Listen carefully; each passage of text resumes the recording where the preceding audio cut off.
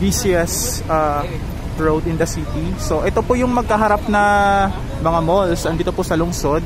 Ito ata ang isa sa pinakamalaking gaisano sa Vismin. And then ito po ang kaharap niya po is ang Ayala Mall. And then doon po sa kabila is ang hospital. So ito po yung kalsada na to, isa sa pinakamalalang natatayuan. So dito po mismo ang sakayan. So mahirap guys kasi hindi po siya ganun ka kasi 3 lanes. So tigta 3 lanes sa kabila, magkabilaan. Tapos ito po yung church. Tapos doon naman po guys, so pupunta tayo doon mamaya. I-check natin kung gaano pa yung trapiko sa area na to. So ayan, punta tayo doon sa kabila. Kami tayo sa kabila guys. So nilalakad ko siya. Actually guys, galing akong Plaza Divisoria kanina. And then tinitingnan ko lang, tinatansya ko lang po kung gaano siya ka layo from the malls. Kasi magkabilaan po yung malls dito guys. Sa kabila guys, ito po yung Ayala. Tapos dun sa kabila po may SF. Di ba dalawa po SF? Alala nyo po, sa labas po ng Quiapo, may mga nagtitinda rin po sa labas. So, same scenery sa Maynila. So sa Quiapo po guys, simbahan po ng Santa Cruz sa Maynila. So ganyan, katabi po siya ng mall. Tapos yun po sa baba, ang sinasabi ko po,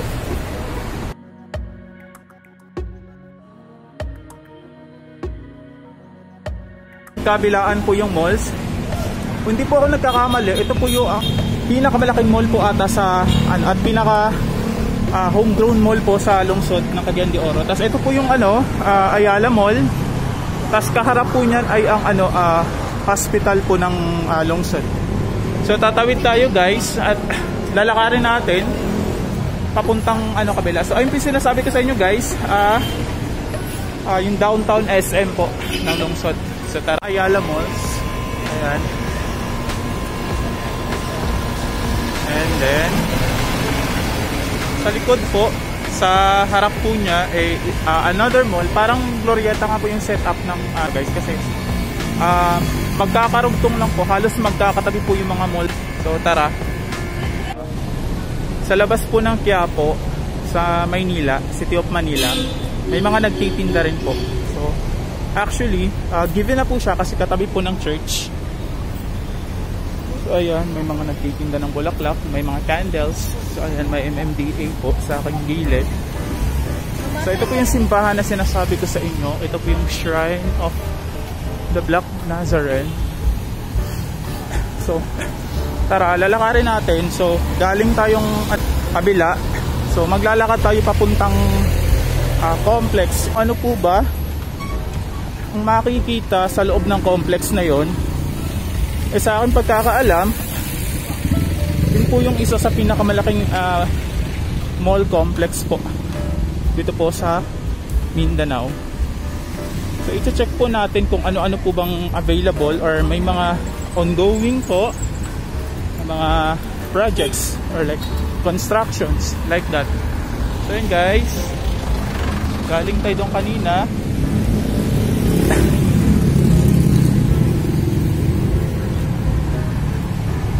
So andito tayo ngayon sa kahabaan ng CM Recto. Actually guys, 5 PM na rin ngayon So 5:15, so hindi pa siya ganun kalala. Hindi pa ganun kalala ang trapiko. So ito po yung kahabaan po ng CM Recto, Osmeña Extension po. CM Recto, yung binabaybay po natin kanina. Kaya makikita niyo po. Magbaon po talaga kayo ng mahaba-habang pasensya kasi bumubuhos na po yung ganun ka medyo malalang trapiko. So ito po yung SM, downtown SM. Ayun guys, tulad din ng Maynila, may mga spaghetti wars din po. So wala lang, yun nga sinasabi ng mga ibang vlogger po na nakakapunta na po sa lungsod na to, magkakadikit lang po yung mga malls like ito, tulad nito, SM. Tapos dun sa kabila naman po may homegrown mall po dun po sa kabila. Tapos ito po yung kahabaan na ito ay ang CM Recto. Tas ito magkakatabilan po yung mga hotels.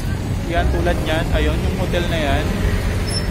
Tapos SM. Ito yung SM na to guys, ang isa sa isa sa pinakamalaking SM ngayon. Ito yung pinakamalawak na SM when it comes to GFA or gross floor area. Ito po sa isla ng Mindanao. So tara, tawid na tayo. Hindi pa naka red light. Hindi pa naka green light guys. Alam nyo guys, parang sa may ano lang din to, sa SM Aura, sa may Taguig. So premier din kasi yon. So ibig sabihin pang mayaman. Hindi ko lang alam kung ano ibig sabihin ng premier kapo. Pero isa ata to sa pinakamagandang SM po sa Pilipinas. So ayan, so tatawid na tayo guys. Ayan, so tawid na ako. Kasi sinabi ko kanina, pupuntahan natin yung pinaka homegrown mall. So ayan. So napapaisip lang talaga ako guys, kasi sa gitna ng SM Mall, ayun, may hotel, Red Planet Hotel. So hindi po siya na inag sa SM Prime Holdings. Ito po yun guys. Actually guys, nakapasok na ako sa mall na yan.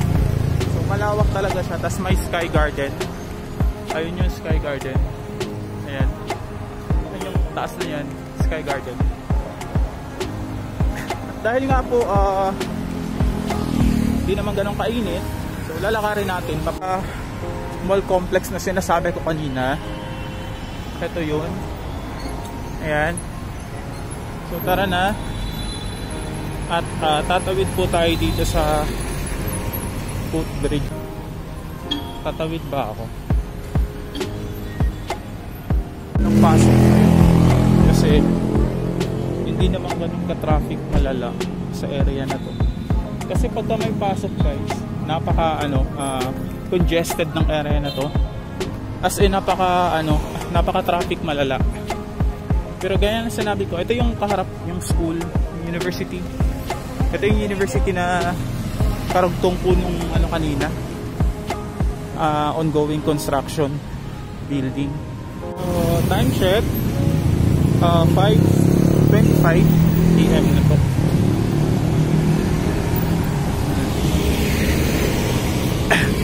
Given po na isa sa ito po yung main road. Dito tayo tatawid. Ewan ko lang kung pwedeng tumawid.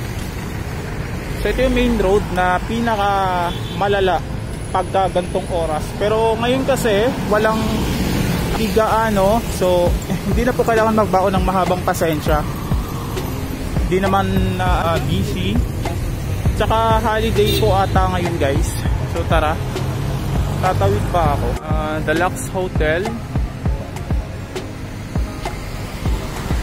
Ito guys, isa sa pinakamataas na gusali sa lungsod ng Cagayan de Oro. Isa sa pinakamataas na expensive hotel sa lungsod ng Cagayan de Oro. So dito ata sa likod na ito itatayo. Itong likod na ito guys, itatayo ang tallest building structure po ng isla ng Mindanao. Ayun po yung Del Tower 2. Kasi yung Tower 1 po guys, ayan. So dito ata siya itatayo. So ito, sa ano na yan. Hindi ko lang sigurado po. So may pool po sa taas na ito.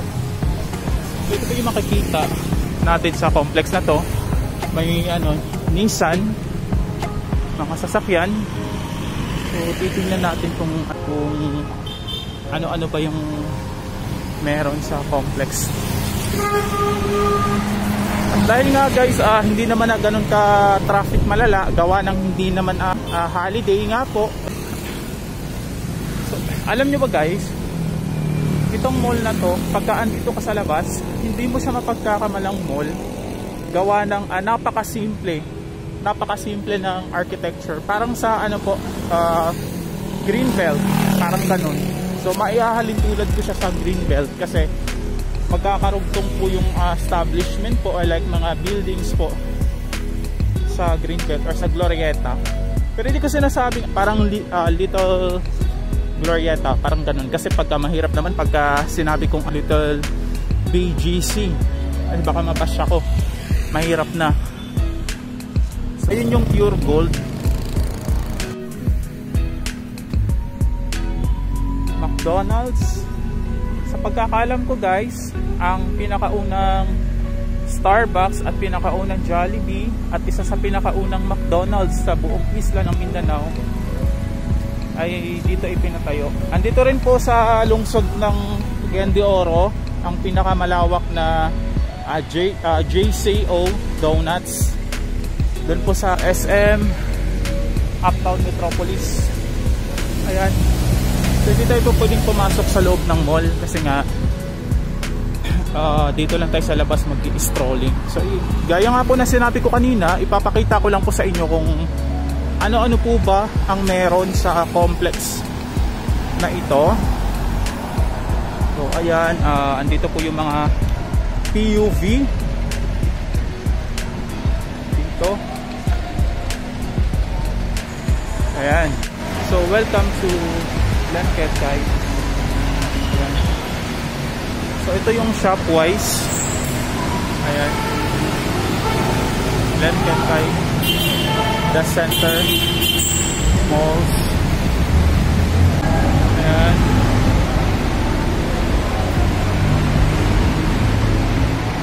This is the parking area of the mall. So dito tayo sa harap ng BPI. So ano-ano pa ba? So andito rin po yung office po ng LTO. So actually guys, halos lahat ng mga establishment sa loob ng complex na to magkakatabi na po.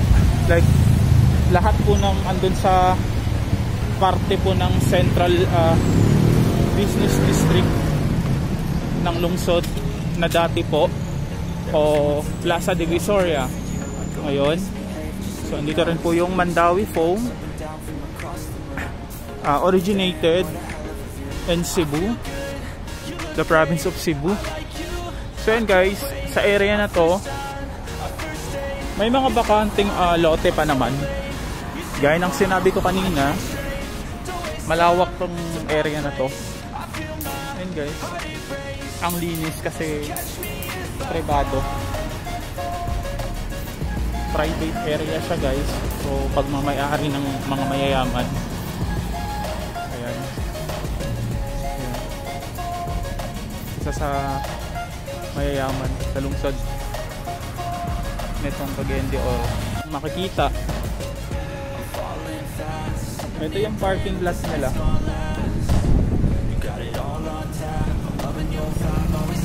So dito sa kaliwa guys, andito naman yung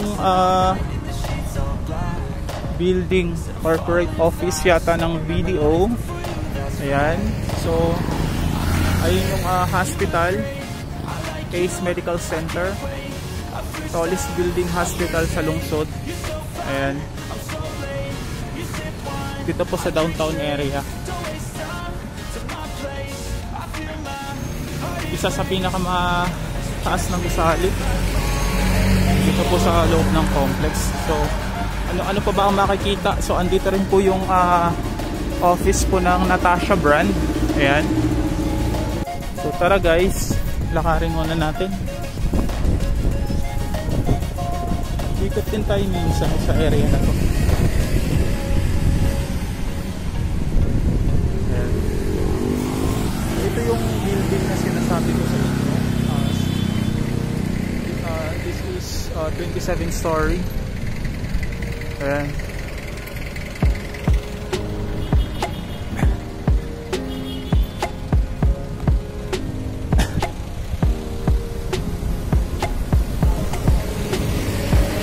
Tayo sa area papuntang PSA. Punta tayong PSA guys. Mga kotse sa gilid.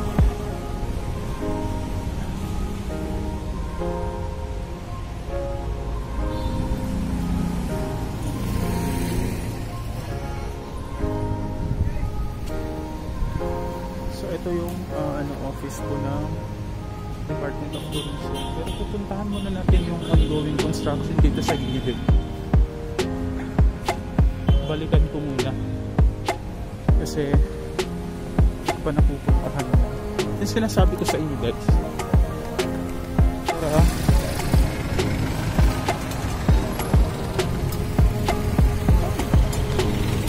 So ito yung tower.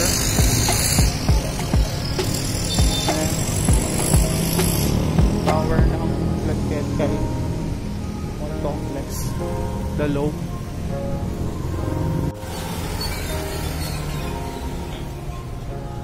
Ayun guys, so dito tayo sa likod ng high-rise building na ito.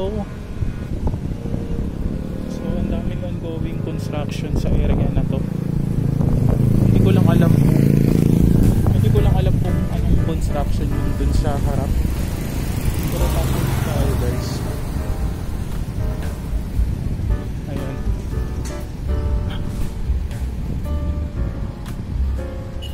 Ang lawak pala nitong area na to. So ito siya, parking lot. Ayan. Doon naman sa kabila, ito ongoing. Ito po yung sinasabi ko sa inyo guys na ongoing construction. Ongoing construction, the tower 2. So ayan yung tower 1. Nakita ko kasi ito sa picture ko po. So balik na tayo. Sinasabi ko po kanina na may tower 2 netong 27-story loop tower. Ayan, ang tower 2 niyan, ayan, ongoing na po. Pawit na tayo. Dadaan tayo sa pedestrian. Baka mahuli.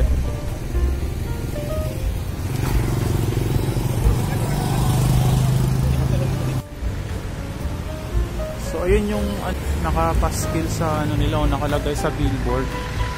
The Midtown, The Vista Estates. Ayong anong barangay ba to? Sa may barangay Kanituan. So pag mamay-ari din nata siya ng bilyar. Ayan. May mga high-rise sa Midtown. Maliban pa sa Uptown area. So ayan. The amazing lifescapes are coming to Gayan de Oro City. Sabi dun sa nakalagay. So eto guys, sa area na to dito mo makikita. So may pagkakapareha siya guys.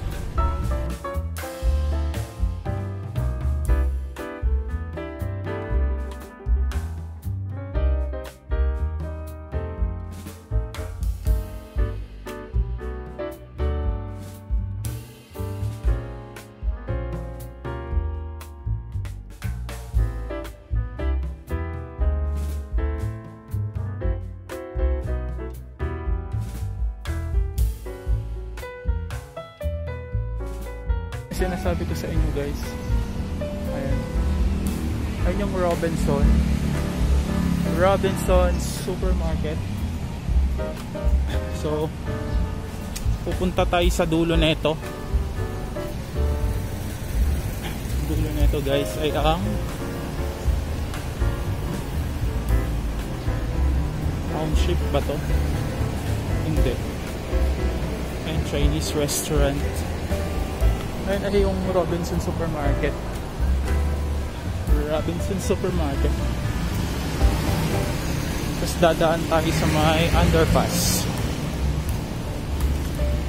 Where is the underpass? Dadaan tayo ng underpasses.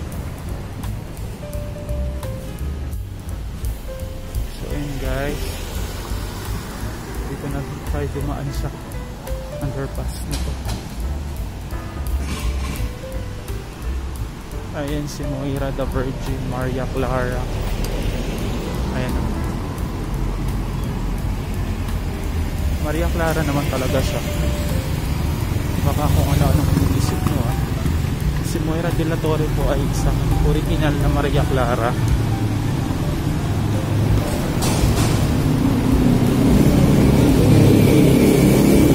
Dito na tayo sa Robinsons Cagayan de Oro.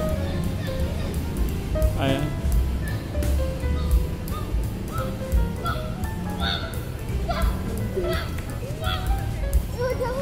Robinson. So, dito rin po yung call center, BPO. So, sa area nito guys, andito yung office po ng OBP. Ayan. BPO company yan.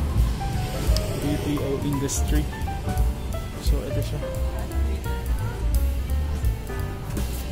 So, andito rin po yung Milestone Coffee Kitchens. Ayan.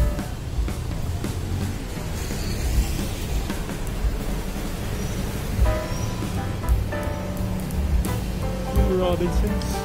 The Robinsons in the city of Cagayan de Oro. Ayan.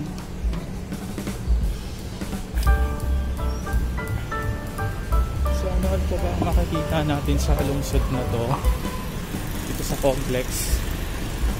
So andito rin po yung mga expensive vehicles. Ayan, ito po yung office ng PSA. Ayan, the office of the Region 10. Ayan siya guys. So dito mo rin makikita ang magkakadikit-dikit na mga establishment tulad nito and bistro. Ayan, so ito yung way na to guys, palabas papuntang SM downtown. So ito yung mga featured sa loob nito: Robinsons, department store, appliances, and supermarket. Ayan. So tara, ikot pa rin tayo. So gastro. Ba't naman gastro? Ayan. Ba't naman kasi gastro? So andito yung mga yayamaning mga brands, mga branded. Yun yung SM guys.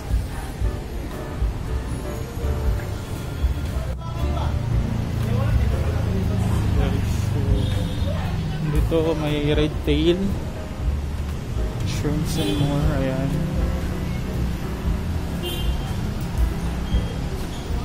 Ayan siya, the restaurants. So ayan. Magtatawid tayo. So ito yung sinasabi ko sa inyo guys, homegrown restaurant sa lungsod. Ito. Para ikot na tayo doon.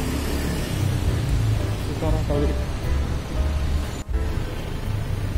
Ito yung isa sa pinaka-progresibo. Actually guys, isa din to sa Central Business District ng lungsod.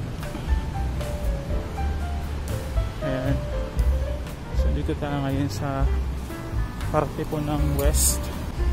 Ito yung homegrown na restaurants. So ayan siya. Ayan. Diba? Ito. Ayan siya. Ngayon, tapos andito tayo sa gitna. Dito na tayo sa loob mismo ng complex. Ayan. Hindi na ako papasok ng mall guys kasi wawala tayong mag-video doon. So ito yung complex na tatawirin natin. So tatawid tayo dito guys. Tara. Andito na tayo. Ayan, andun yung mall. Nung pumasok guys, dito tayo sa mall. So andito yung area sakayan. Dito ako sumakay nun, pumunta akong airport. Ayan, tara, dito tayo. Logistics. Ayan, sa area na ito. So tara, mga logistic firm.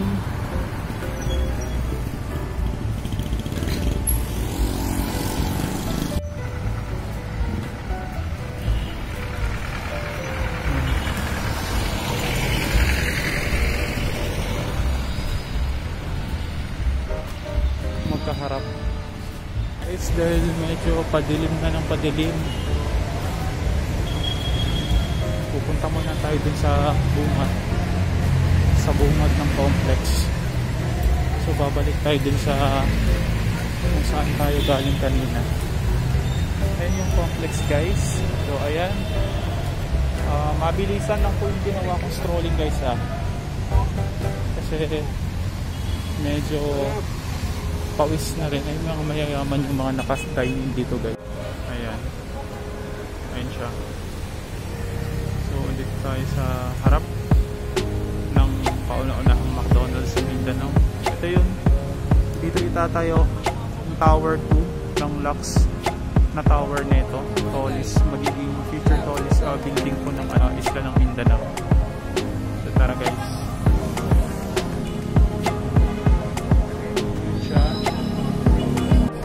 Makikita nyo po yung kalsada, imbis na ganitong oras rush hour, pero holiday kasi ngayon, so ayun, hindi siya ganun ka-traffic, malala.